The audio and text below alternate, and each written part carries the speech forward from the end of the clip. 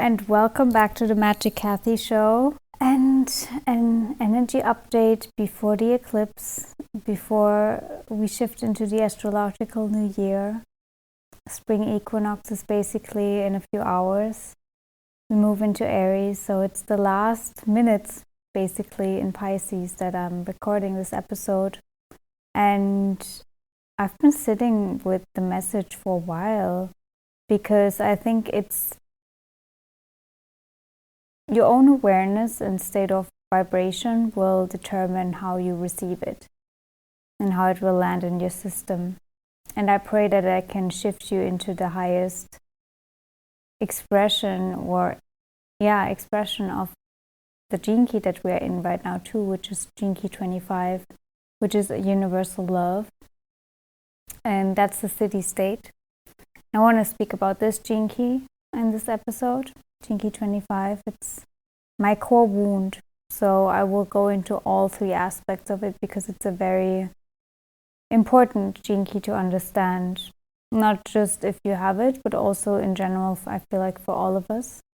It's deeply connected to obviously the end of Pisces and the beginning of Aries. So it's this, why do we even come here? You know? And my entire work, I mean, everything is targeted towards, what's your purpose? Like, why are you even here, right? Why are you in a physical body? What's the meaning of all of this, right? What's the real intention and purpose of it? And then we move into gene key 17 on Sunday. And I feel like they work together very well, especially in the shadow state, because gene key 17 is about opinions and about judgment and about an opinionated mind and the closing of the third eye, interestingly enough. And it goes back to childhood conditioning at the root of all of it, right? Childhood conditioning, more so, because whenever we talk about childhood conditioning, I feel like most people instantly think of their parents and blame it on their heritage and the family and all of the things, right? But at some point we have to take responsibility for the fact that it's us feeding the program that keeps running in our mind ourselves. Because our parents are not with us anymore every single day, refeeding the program, right? They're not.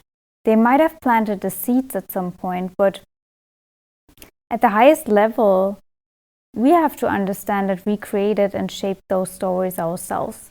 So it's more like we created stories in our heads and programmed ourselves, conditioned ourselves, made up stories in our head of why things need to be different, why we need to be different.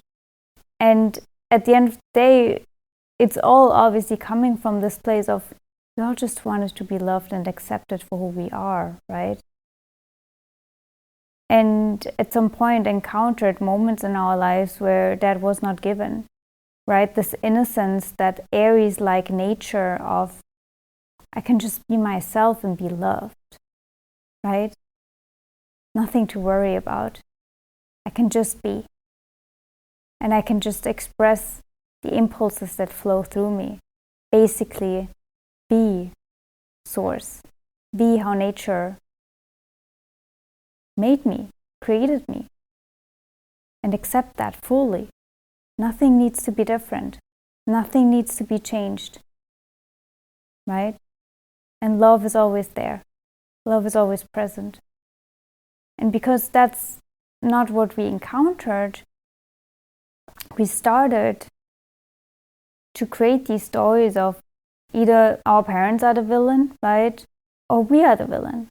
So something is interrupting with our peace and our ability to just be, which is what we ultimately all crave, right?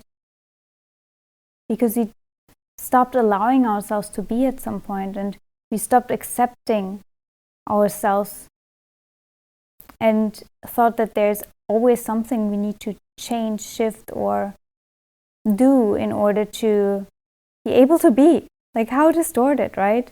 We created these stories that we have to do something in order to be able to be and receive love. And that's the core wound. Not for nothing, this Gene Key 25 speaks about the sacred wound. It's the gene key of the sacred wound, the wound of separation, the wound of being separated from that unconditional universal love source that creates everything in the universe, not just you. And this is why it's such a deep gene key for me too, because I also have Gene Key 10, which is being, right? Just being. It's actually my North Node, to just be. And to just accept wherever you are, however you look, however your circumstances, whatever life throws at you, to just accept it and to see the love behind it, no matter how it looks, right? So to not let the mind come up with, again, Gene Key 17, these opinions and ideas of anything has to be different. Anything has to be changed. That we need to seek something, to do something, in order to arrive somewhere, in order to then be able to just be. Because again, if you look at it, if you feel into all of your desires, every aspiration you have, everything, there's just this ultimate desire to just be able to be again. To literally just be. And that's enough. That's what we all desire deep down in our heart. Because why do we do that? Right? Why do we desire that? We desire that because in our hearts, and I'm emphasizing on the heart here, we know that that's the ultimate way, and the only way to exist is to be. We didn't exist, or we don't exist to do. We exist to be the expression of source that we are. And yet we wonder how, right? And that's where I want to differentiate between who wonders, who questions, who is the story, where is the story? Is it in the heart or is it in the head, right? That's why I think this week is so pivotal for us to realize that these opinions, these judgments, the closing of the third eye, it really is in the head. It is in the head. It closes you off from your beingness because it constantly comes up with something to do, something to fix, something to change. Right? The second you have peace, the mind kicks in and questions, well, is that okay? Do we need to change something in order to preserve it? Could the next crisis or chaos come back around? Right? Is it really safe here? In this peaceful state? In this being state? Is that enough? And then you look around in the world and you see everyone hustling, bustling, striving, achieving, and you're like, wait, do I have to do that too? Is that normal? Am I not normal for not doing that or wanting that? Right? And so I wanted to speak about that because I truly feel in my heart that our nature is not that. Because what does it do if you keep moving with the mind all the time? It disconnects us from our heart, from our presence, from our beingness. And we came here to be. We came here to radiate our energy. We came here to be a field of energy, right? An expression of energy in physical form. Which is interesting because the programming partner of Gene Key 25 is 46, which is the love of the body. And I mean, if you've been following me for a while, my connection with my body, it's a tricky one. It's a tough one. Not for nothing. I mean, if that Gene Key is my core wound, no wonder. And also, the shadow of Gene Key 25 is constriction. And to feel that constriction of being in a physical body, being in the physical world, being manifested in a physical way and needing to navigate the physical world, right?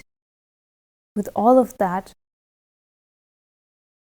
matrix, construct, hustle, bustle, how do I even survive in the physical body? How do I make it survive? Like, how does this all work? Can I just follow my instincts, or actually do I need to follow rules? Do I need to listen to all of these outside voices that tell me how I need to operate this machinery, how the body has to work, working with the clock and listening to professionals, like following routines that other people might think are more suggestible, right? It's just like, wait, where are my instincts in all of that? Can I even follow that? Or is that rebelling against the system? In a way it is, but isn't that, how I work with nature when I follow my own nature? So it's all a learning experience, and I think it's all at the highest level for us, this opportunity as source beings to reclaim our power from all of the outside sources, to come back to our sovereign state and say, it's fine if that works for all of you, right? But I am my own individual being. I'm an unique expression of source, and that must mean that I have unique rules and unique instincts and unique impulses that I receive from source, and I need to follow them. Aries, right? Because when a child enters this world as a blank state of canvas, so to speak, at least in the head, there is only the wisdom in the cells. The child only knows how to follow the wisdom of the cells, because it doesn't have an agenda in the mind yet. It doesn't even know that exists yet, right? And that's how a baby operates. That's why we love babies so much. They are so innocent. They just follow their instincts. They just follow their heart, right? And they have joy in that. Like a baby, sometimes, literally, if you watch a baby and a baby hits you or like slaps you, right, and then just giggles, you can't even be angry, because you're like, you just followed your instincts, You actually didn't want me to hurt, but you didn't know better, right? You can't even be mad. And we can never be mad at someone or not love someone who just follows their heart, because we see the heart in it. The minute we are angry or mad is when we see the agenda that someone throws in, right? A personal agenda. Why? Because we feel the coldness in that. We feel that that person just wants to get something from us, right? And we get suspicious and we feel unsafe. That's how the unsafety in the world is created. And I was just listening to Ram Dass, actually, and he was saying that perfectly in a very synchronistic way, because I was planning to record this episode and I was listening to this podcast, and he literally just said, we have to see that our parents also just had an agenda, and they can never, in a way, treat us without an agenda. They want love for us. That's their agenda. And they have also a specific way of thinking and believing we will be able to have love and be safe. And they push it onto us out of this idea that that's the way we are safe in the world, because that's the only thing they know.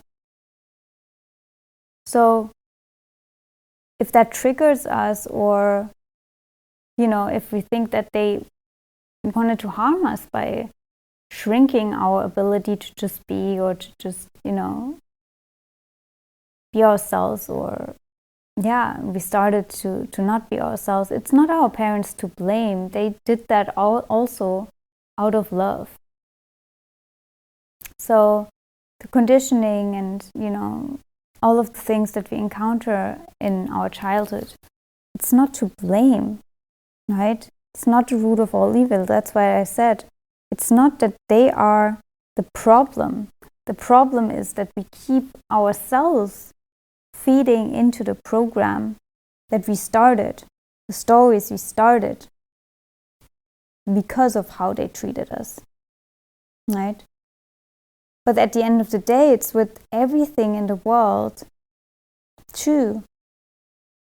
It's an option for us to choose that frequency, to choose that narrative, to choose that story, to choose that matrix, I want to say, that hologram, or to say, that's an interesting idea of how I could live, right?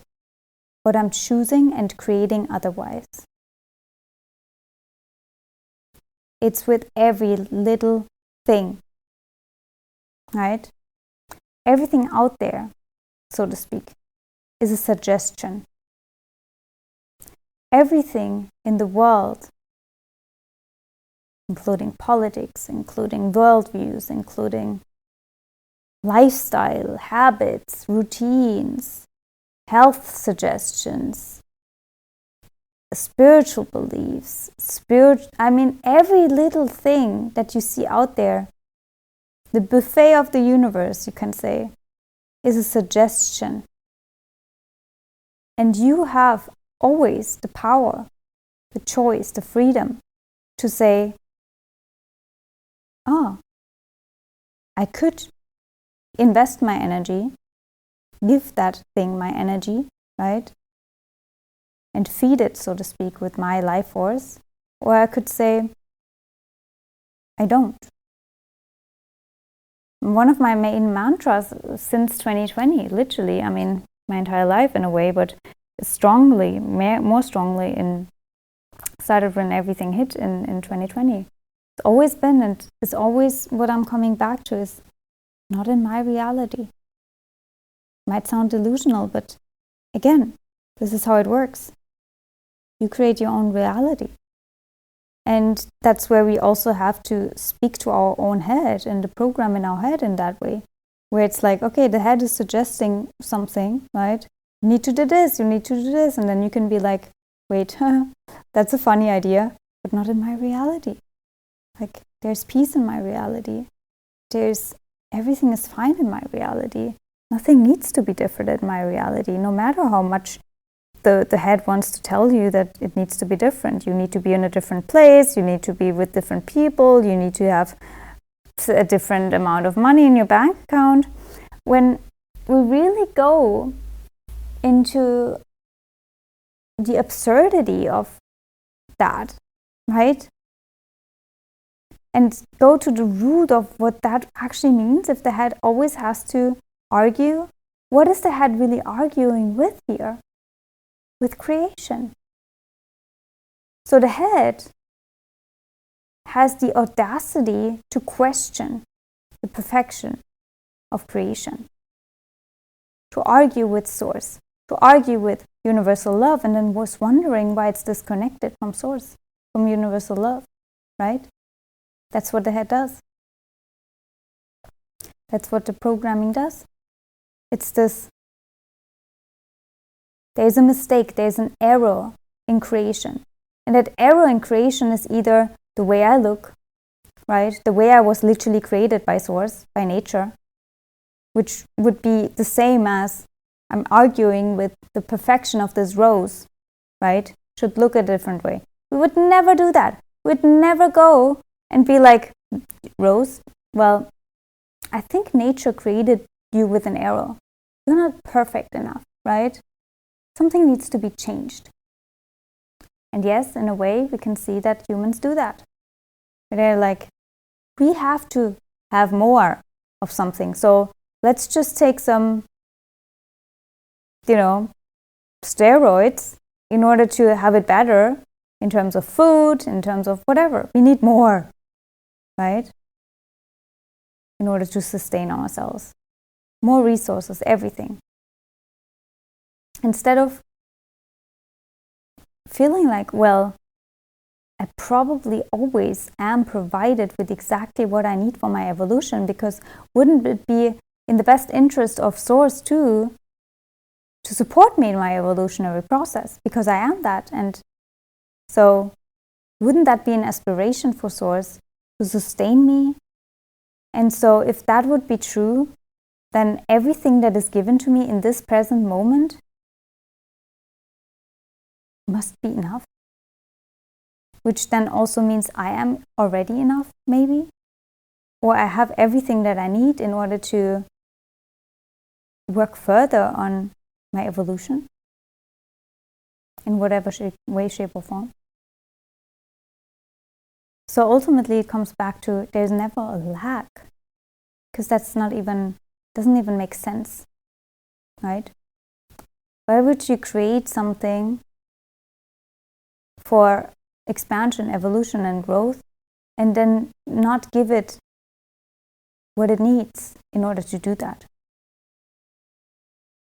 So my point being here, and it's also because we just entered a shadow phase for Mercury retrograde, to really sit with in Aries. The first programming that we had, or that starts in the mind, the first programming that disconnects us from our impulses, from our innocence, from our childlike nature. I really feel that I needed to speak about that, also because the equinox chart has a moon in Leo, which means that this entire year is really all about everything that I was just talking about the last 20 minutes, 22 minutes actually. It's interesting because it's a gene key for grace. Yes, 22. So to see the grace and the gifts and everything, to accept, to fully arrive with where you are at right now, and to let the mind know, the head know, the programming know, that has to be enough for me to be fulfilled, or to fulfill what I came here to fulfill. So to look at your resources, to look at everything life creates and puts in front of your face right now. And it's like, okay, and now what can we create, Moon and Leo, with that, right? What is it? Ask yourself, what did I come to initiate here, to start here, to create here? And to fully trust that love will always be with you, especially if you follow your heart, if you are that innocent, childlike nature and pure expression of Source that you are. So I would love to hear how this episode lands with you, because I really pray that it also disconnects you from the hustle and the bustle of the world. We need to slow down into our nature, with nature, and to go against the agenda in the mind that there is always something we need to change about creation. We don't. Like, if you look around, everyone is just always arguing with Source, and nature is crying. It's like, wait, I'm so perfect. Like, we literally are already in paradise, but apparently people are still not seeing it, right? There's still something that that's where we are towards nature in the very same way we are towards ourselves. So it's like, no, you need to be different. Like, I can't just love you, right? No. Or, well, I decided, at least, not in my reality. There's so much beauty out there, including so many souls, right? Why do we keep pushing that agenda to them, that something needs to be different? in order for them to be able or allowed to be loved, including the nature all around us, this planet, right? And yes, I know it's tough, given the circumstances we find ourselves in, but that's the purging of all the greed, all the closed-heartedness, all the matrix in so many people's heads that still need to be dismantled. So with all of that being said, it's eclipse season. Everything that comes and goes is a divine grace. Truly. So just allow it. Allow the clearing, allow the purging, allow the upheaval, allow everything. Because you know that it's coming from source. The higher force is taking over every time eclipse season is happening, which is why the best thing you can do is to really stay in your center. Stay in your heart. Because then you know and you see exactly that. That all happens because a higher power took over and not because something is going to shit or whatever. No, it's all in divine order. And if you would like to have some insights on your chart, if you have gene key 25 as well, or 10 or 17 or 22, I mean, which gene key did I also mention? Then definitely let me know.